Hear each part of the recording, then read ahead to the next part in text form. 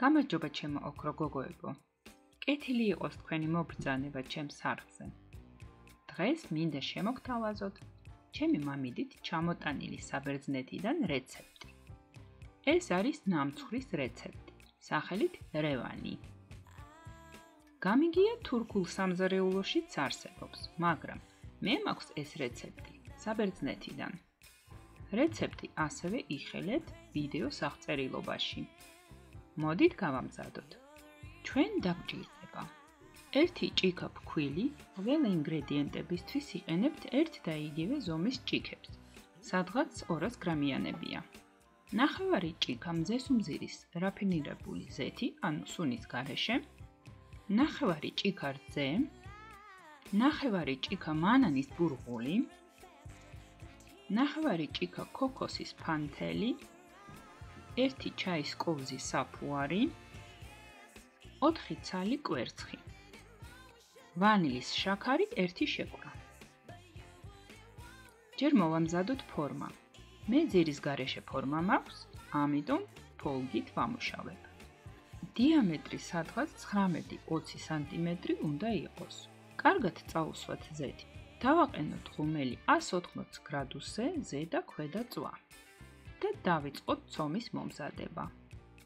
4 ცალი კვერცხი, შაქარი და 1 მწიგვი მარილი კარგად გავტკიფოთ, სანამ გათეთრდება.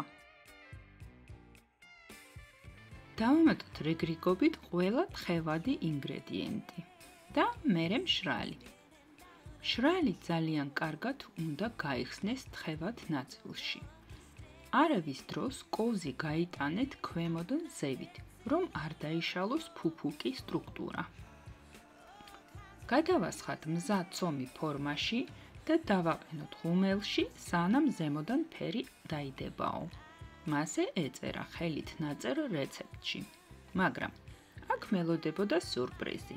ფერი რომ დაიდო, დავიწყე შემოწმება ხის ჩხირით მზად არის თუ არა და ცომი იყო თხევადი.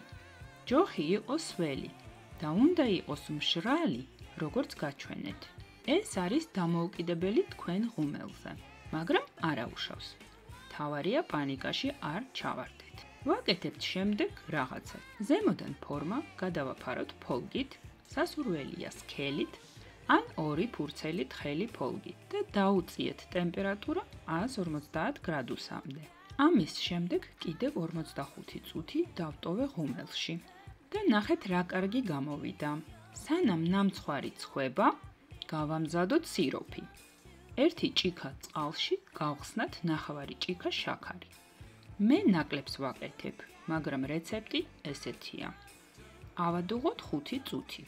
როცა ამოიღებთ ფორმას ღუმელიდან, უნდა სრულიად გაცივდეს და მერე მთავარია ძალიან ფრთხილად ამოვიღოთ ფორმიდან, რომ მივიღოთ ლამაზი ნამცხვარი.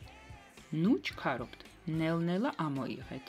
გადავიტანოთ ლამაზ თეფშზე და გავხრიტოთ ბევრჯერ ხის ჩხირით, რომ სიროფი კარგად შეიწოვოს ნამცხვარში და სილიკონის ფუნჯით წავუსვათ მომზადებული სიროფი და დავაფაროთ ტაშტით.